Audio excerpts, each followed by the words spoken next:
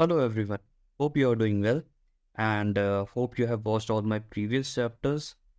So because before proceeding to this chapter you have to watch my previous chapter so that you have a general idea of financial instruments, financial assets कि क्या क्या assets हैं जिसमें हम invest कर सकते हैं और different assets में कितना return generate होता है and what is the risk involved in all that assets. So please do watch all the previous chapters so that you will able to understand about this chapter. So coming to the topic, today's topic is very important and interesting because it can be helpful to all the peoples who are going to retire in few years or maybe planning to retire. So mainly this chapter is about the funds you have accumulated over the last few decades.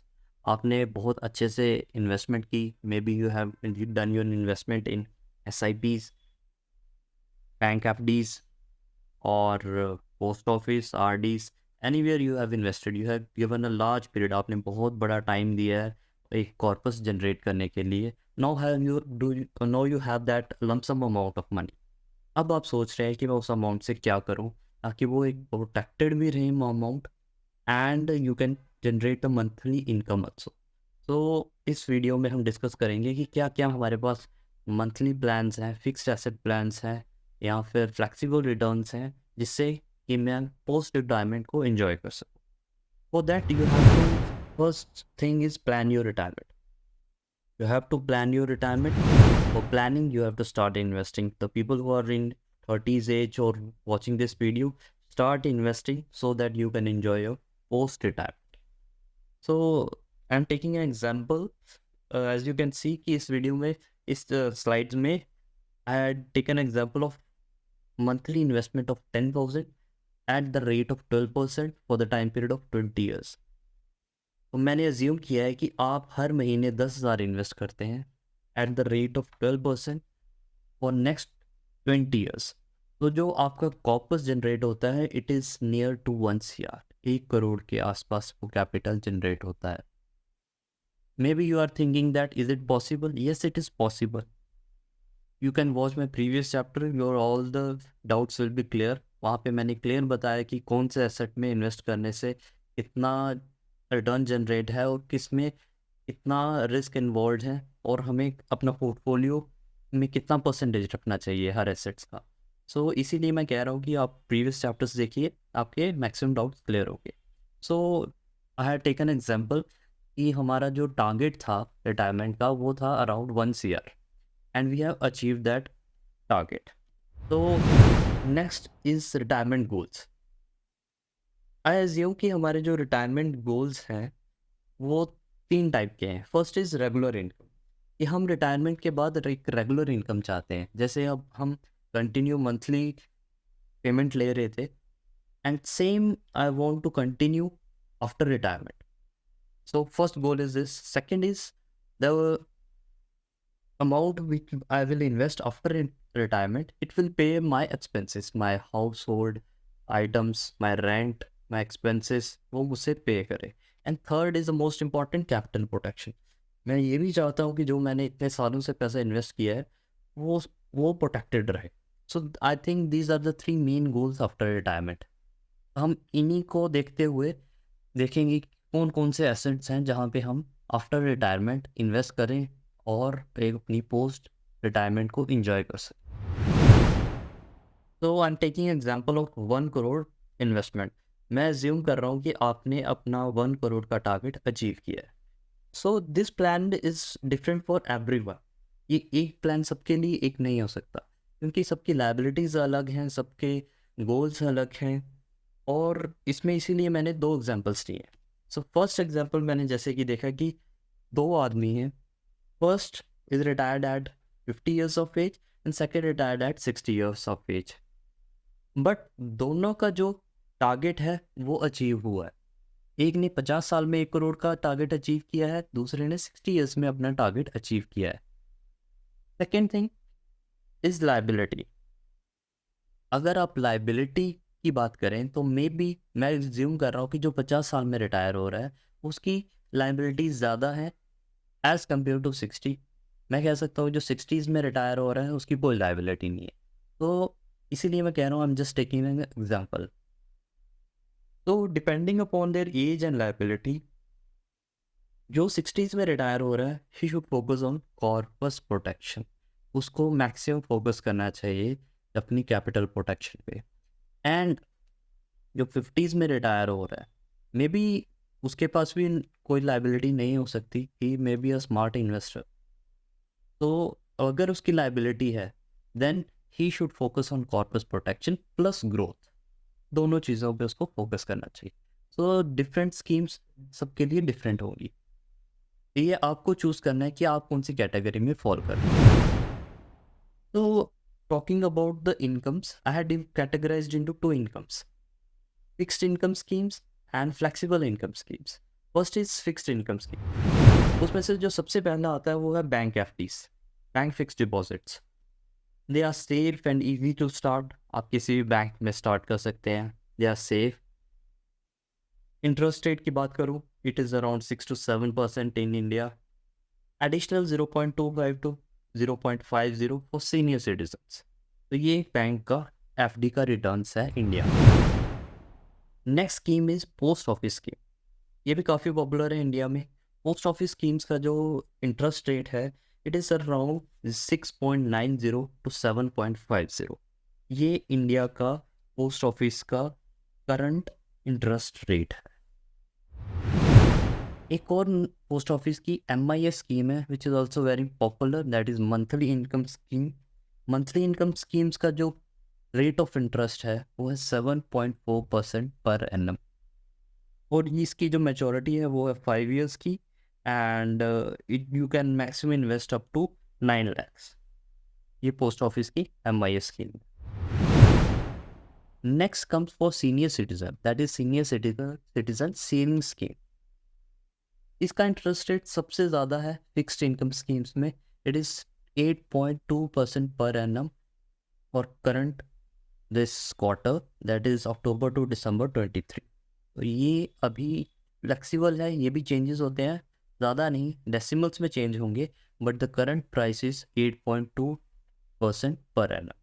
इस schemes में around 50 lakh investment था, जो अभी extend हुआ है up to 30 lakh, and जो period है 5 years and extend कर सकते हैं next 3 years। It means 8 years तक आप इसमें इन्वेस्ट कर सकते हैं और कहीं भी अपने नियर बाय पोस्ट ऑफिस से इन्वेस्ट कर सकते हैं। तो these were the fixed income schemes जहां आप अपना पैसा आफ्टर पोस्ट रिटायरमेंट आप इन्वेस्ट कर सकते हैं, और जो जो इंटरेस्ट रेट बताए हैं it is around from 6 to 8%। तो आपको ये पता चल गया कि फिक्स्ड इनकम स्कीम्स में जो भी रिटर्न्स हैं वो है around 6 to 8%। Next coming to inflation, महंगाई। तो अगर आप इस पिक्चर से आइडेंटिफाई कर पा रहे हैं कि from last 10 years, 10 to 12 years में जो इंडिया का इन्फ्लेशन रेट है it is around 6 to 7%। It's average inflation rate, I am keeping at 6%।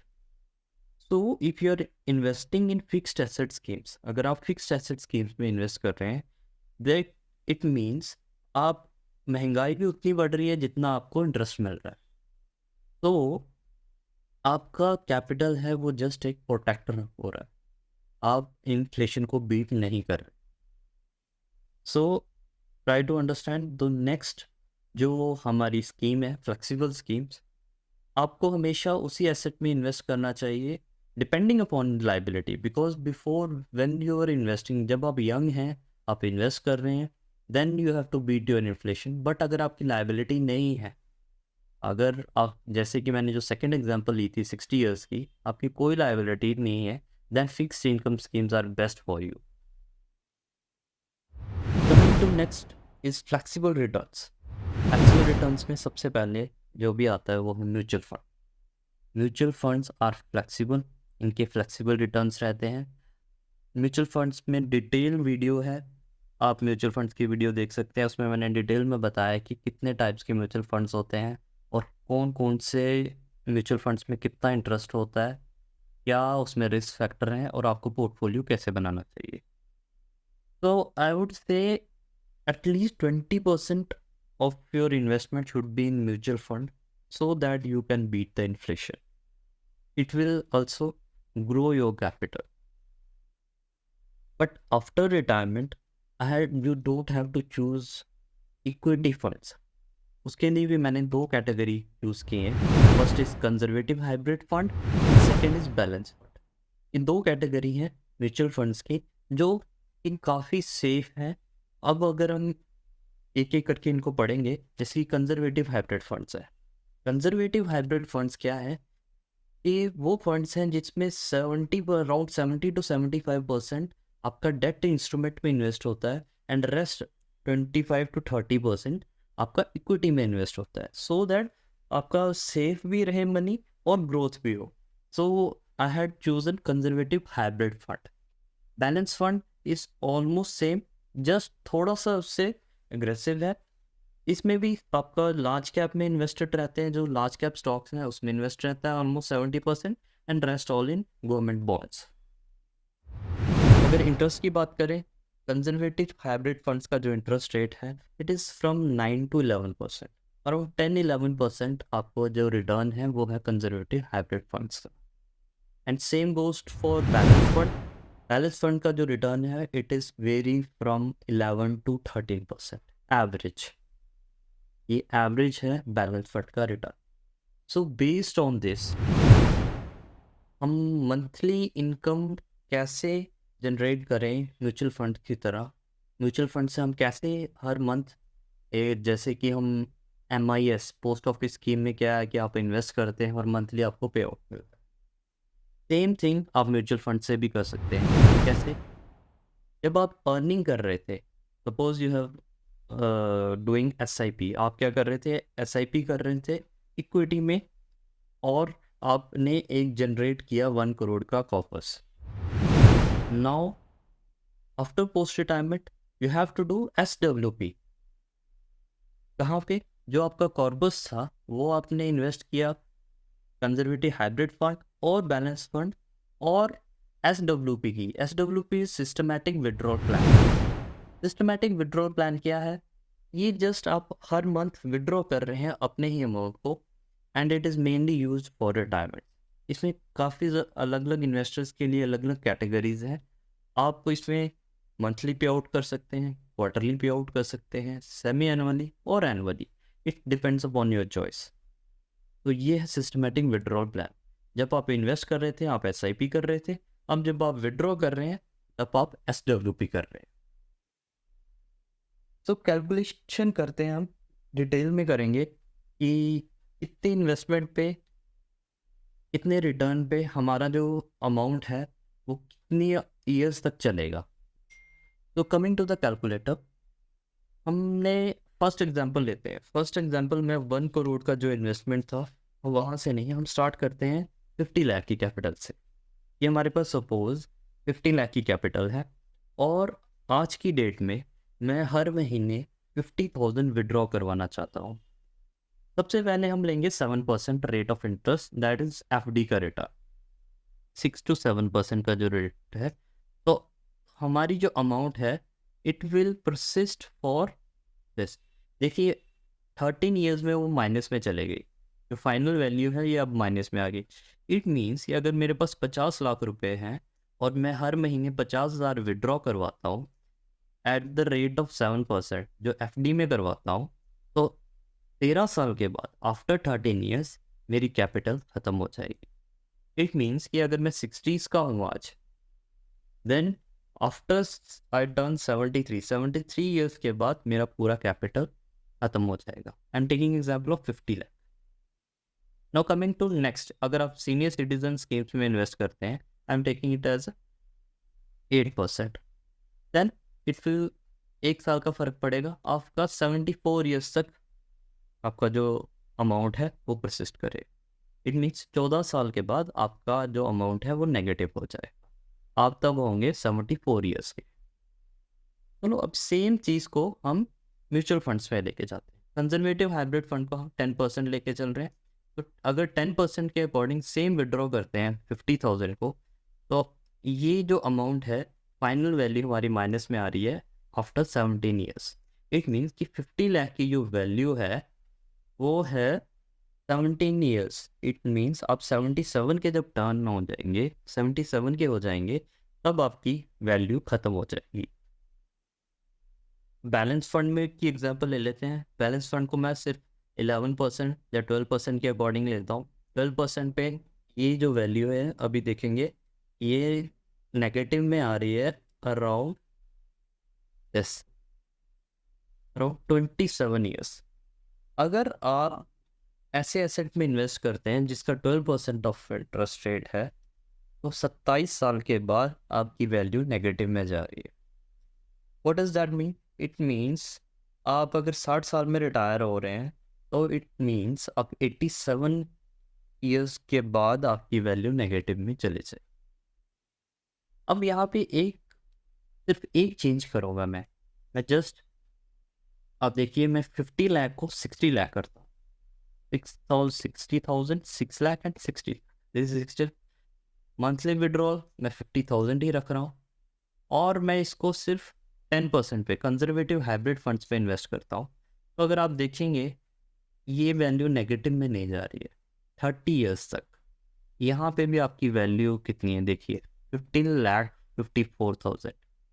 It means अगर आप 60 लाख का इन्वेस्टमेंट करते हैं और एट द रेट ऑफ 10% और 50,000 कंटिन्यू विड्रॉ करते हैं, तो आपका 30 साल तक भी आपकी वैल्यू फिनिश नहीं हो। सो आपको डिसाइड करना है कि आपको कौन कौन से एसेट में, डिफरेंट डिफरेंट एसेट्स में क्या, कितने इंटरेस्ट रेट पे आपको कितने साल तक वो पैसा सरवाइव करता है। ये सब इसीलिए मैंने कहा ये प्लान सबके लिए एक प्लान नहीं हो सकता। That you have to decide. मैंने जस्ट आपको एक ब्लूप्रिंट दिया है कि ये एसेट्स हैं जिसमें आप इन्वेस्ट कर सकते हैं। वो आपको डिसाइड करना है कि मुझे कौन से एसेट में इन्वेस्ट करना है। So last thing is conclusion. Conclusion में अगर बात करूँ तो simply first step is no fix plan for everyone. ये सबके लिए एक प्लान नहीं हो सकता। It depends upon your liability, your amount, your target. क्या आपने अचीव किया वो टारगेट या नहीं, आप उसे टारगेट से ज़्यादा अचीव किया है, आपकी लास्ट में आफ्टर रिटायरमेंट आपकी कोई लायबिलिटी है या नहीं है, आप सेफ रहना चाहते हैं या ग्रोथ करना चाहते हैं, तो ये आप पे डिपेंड करता है। I would say diversify your investment according to your liability. आपको डाइवर्सिफाई करना चाहिए। अगर आपकी लायबिलिटी बिल्कुल नहीं है, then go for FDs, they are purely safe. आपका इन्फ्लेशन को बीट नहीं करेगी, but they are safe because you don't need money to grow. So diversify करिए accordingly. I would, for my personal suggestion is keep 20 to 25% in mutual funds to beat inflation. वो 100% जब आपका long term view रहता है, तो आपका mutual fund बहुत help करते हैं। They will grow your capital. And last thing is plan your retirement. This is the most important thing. You have to plan your retirement. For smart investment, please watch all the previous chapters. If you start early, आप एक early as में start करेंगे, smart investment करेंगे, definitely you will achieve the target. Nothing is impossible. So lastly, if you really like the content, you get some value from the content, please like, share and subscribe with your friends and family. It will help a lot of people. Thank you. Bye-bye.